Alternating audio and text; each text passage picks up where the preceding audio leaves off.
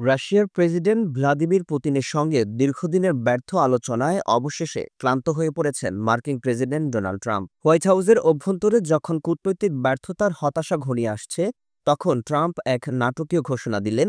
ইউক্রেনের জন্য নির্ধারিত অস্ত্র কিনতে ন্যাটোর সঙ্গে চুক্তি সম্পন্ন হয়েছে। মস্কোর সঙ্গে গঠনমূলক সংলাপের চেষ্টা বারবার ব্যর্থ হওয়ায় এবার ট্রাম্প পশ্চিমা অস্ত্র ইউক্রেনে পাঠানোর উদ্যোগ আরও জোরদার করেছেন। একই সঙ্গে ক্রেমলিনের বিরুদ্ধে কঠোর অর্থনৈতিক প্রতিশোধের হুমকি দিয়ে তিনি যেন এক নতুন অধ্যায়ের সূচনা করলেন। ট্রাম্পের কণ্ঠে ছিল দৃঢ়তা। তিনি মস্কোকে ৫০ দিনের আলটিমেটাম দিয়েছেন। এই সময়ের মধ্যে যদি নতুন নিরাপত্তা চুক্তিতে সম্মত না হয়, তাহলে রাশিয়ান পণ্যের উপর ১০০% শুল্ক আরোপ করা হবে। শুধু তাই নয়, যারা রাশিয়ান তেল কিনবে তাদের উপরও দ্বিতীয় শুল্ক বসবে। ৫০০% শুল্কের প্রস্তাব নিয়ে প্রশ্ন করা হলে ট্রাম্পের উত্তর ছিল, একবার নির্দিষ্ট মাত্রা অতিক্রম করলে শতাংশের পার্থক্য কেবল প্রতীকী হয়ে যায়। কিন্তু এই ঘোষণার পরও মস্কো যেন কিছুই হয়নি এমন ভাব দেখিয়েছে। তাদের প্রতিক্রিয়া ছিল একেবারেই নির্লিপ্ত। তবে ট্রাম্পের এই অবস্থান পরিবর্তন প্রশংসিত হলেও এর মধ্যে রয়েছে নানা জটিলতা। যুদ্ধের সময় ৫০ দিন অনেক দীর্ঘ, বিশেষ করে যখন এই সময়টি রাশিয়ার গ্রীষ্মকালীন আক্রমণের প্রত্যাশিত সময়ের সঙ্গে মিলে যায়। ফলে এই সময়ের মধ্যে ক্রেমলিনের কৌশলে বা ফ্রন্টলাইনে বড় কোনো পরিবর্তন আসার সম্ভাবনা খুবই কম। আর এই সময়সীমা কংগ্রেসে সেনকনসিং রাশিয়া অ্যাক্ট ২০২৫ বিলের পাস হওয়াও বিলম্বিত করছে, যে বিলটি মস্কোর উপর ইতিহাসের সবচেয়ে কঠোর অর্থনৈতিক ব্যবস্থা আরোপের কথা বলছে এবং সিনেটে রয়েছে দ্বিদলীয় সমর্থন। এই বিল এমন এক সময় আসছে যখন যুক্তরাষ্ট্র ইতিমধ্যে রাশিয়ার সঙ্গে নানা ধরনের কূটনৈতিক প্রচেষ্টা ও নমনীয়তা দেখিয়েছে, কিন্তু কোনো ফল আসেনি। হোয়াইট হাউসের নরম ভাষা ও সক্রিয় কূটনীতি মস্কোর কাছে গুরুত্ব পায়নি। তাই এই ৫০ দিনের আলটিমেটামও হয়তো একই পরিণতি বরণ করতে যাচ্ছে। কংগ্রেসের বিলটি পাশ হলে সিনিয়র রাশিয়ান কর্মকর্তা, সামরিক সদস্য, অলিগার্চ এবং ক্রেমলিনের যুদ্ধ প্রচেষ্টায় সহায়তাকারী ব্যক্তিদের সম্পদ জব্দ করা হবে। রাশিয়ার প্রধান আর্থিক প্রতিষ্ঠান সেন্ট্রাল ব্যাংক, সবার ব্যাংক ও গ্যাজপ্রোম ব্যাংক এর উপর নতুন নিষেধাজ্ঞা আরোপ হবে, যা তাদের যুক্তরাষ্ট্র ও সম্ভবত বৈশ্বিক আর্থিক ব্যবস্থা থেকেও বিচ্ছিন্ন করে দেবে। মার্কিন প্রতিষ্ঠানগুলো এসব ব্যাংকের সঙ্গে লেনদেন বা রাশিয়ান সিকিউরিটিজ মার্কিন স্টক এক্সচেঞ্জে তালিকাভুক্ত করতে পারবে না। এছাড়া রাশিয়ার সঙ্গে জ্বালানি বাণিজ্যের উপর কঠোর নিষেধাজ্ঞা আসছে। সব ধরনের মার্কিন জ্বালানি পণ্য রাশিয়ায় রপ্তানি, পুনরপ্তানি বা স্থানান্তর নিষিদ্ধ। আমেরিকান কোম্পানিগুলো রাশিয়ার জ্বালানি খাতে বিনিয়োগ করতে পারবে না।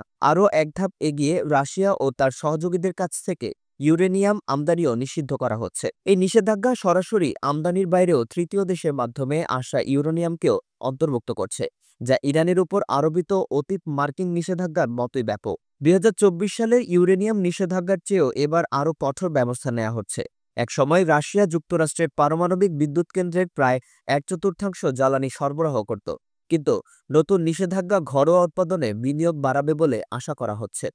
রাশিয়ার তেল, গ্যাস ও ইউরেনিয়াম উৎপাদনে সহায়তাকারী বিদেশি কোম্পানিগুলোর উপরও দ্বিতীয় নিষেধাজ্ঞা আসছে। বিলটি ট্রেজারি ডিপার্টমেন্টকে বিদ্যমান নিষেধাজ্ঞা আইন কঠোরভাবে বাস্তবায়নের নির্দেশ দিচ্ছে। শুল্কের প্রকৃত হার যাই হোক, এগুলো বিদ্যমান শুল্কের উপর আরোপিত হলে ক্রেমলিনের কাছে স্পষ্ট বার্তা যাবে, ওয়াশিংটন মস্কো সম্পর্কের কোর্টশিপ পর্ব শেষ হতে চলেছে এবং এর জন্য দায়ী হবে ক্রেমলিন। প্রতিটি মার্কিন প্রেসিডেন্ট নির্বাচনের পর ওয়াশিংটন মস্কো সম্পর্ক সাধারণত ৫টি ধাপ অতিক্রম করে: প্রাথমিক পুনঃসংযোগ, সহযোগিতা, হতাশা, অবিশ্বাস এবং আবার নতুন করে শুরু। এবার এই চক্রের হতাশার ধাপটি দ্রুত এসেছে। বিলটি প্রেসিডেন্টকে সীমিতভাবে নির্দিষ্ট দেশ, পণ্য বা সেবার জন্য শুল্ক থেকে ছাড় দেওয়ার ক্ষমতা দিলেও এই ছাড় কেবল জাতীয় নিরাপত্তার সাথে একবারের জন্য এবং ১৮০ দিনের বেশি নয়। এমনভাবে নির্ধারিত হয়েছে যাতে অপব্যবহার না হয়। সব মিলিয়ে এই ব্যবস্থার সম্মিলিত প্রভাব রাশিয়ার যুদ্ধ অর্থায়নের সক্ষমতা কমিয়ে আনতে এবং চীন ভারতের মতো বড় জ্বালানি ক্রেতাদের উপর চাপ সৃষ্টি করতে পারে। এই বিলের প্রস্তাবক সিনেটর লিন্ডসে গ্রাহাম বলেছেন, এই ব্যবস্থা রাশিয়ার জন্য হাড়ভাঙা হবে এবং দ্বিতীয় শুল্কের হুমকি চীন ভারতের মতো দেশগুলোকে কৌশলগতভাবে রাশিয়া থেকে দূরে সরতে বাধ্য করবে। তবে কিছু বিশেষজ্ঞ মনে করেন, চীন ও ভারতের উপর দ্বিতীয় শুল্ক দিলে তা বিশ্ব সরবরাহ চেইনকে অস্থিতিশীল করতে পারে, মূল্যবৃদ্ধি ঘটাতে পারে এবং যুক্তরাষ্ট্রে বেকারত্ব বাড়িয়ে মন্দা ডেকে আনতে পারে। অন্যদিকে এই শুল্ক কৌশলগতভাবে চীনকে রাশিয়ার যুদ্ধ অর্থনীতি থেকে কিছুটা বিচ্ছিন্ন করতে এবং ট্রাম্পের যুক্তরাষ্ট্রে শিল্পায়ন বাড়ানোর এজেন্ডাকে এগিয়ে নিতে সহায়ক হতে পারে। এখন প্রশ্ন, পরবর্তী ৫০ দিনে ক্রেমলিন কি তাদের পুরনো অবস্থান ছাড়বে, নাকি ট্রাম্পের এই কৌশলও ব্যর্থ হবে? ৩ বছরের যুদ্ধের পর রাশিয়ার প্রায় সব রেড লাইন অতিক্রম করা হয়েছে। যদিও আশঙ্কিত এসকালেশন ঘটেনি, ওয়াশিংটন এখনও কিছু রেড লাইন অতিক্রম করতে দ্বিধা করছে, বিশেষ করে ইউক্রেনের ন্যাটোতে যোগদান। তবে মস্কোর অনমনীয়তার প্রতি ট্রাম্পের দেরিতে হলেও স্বীকৃতি একটি ইতিবাচক পরিবর্তন।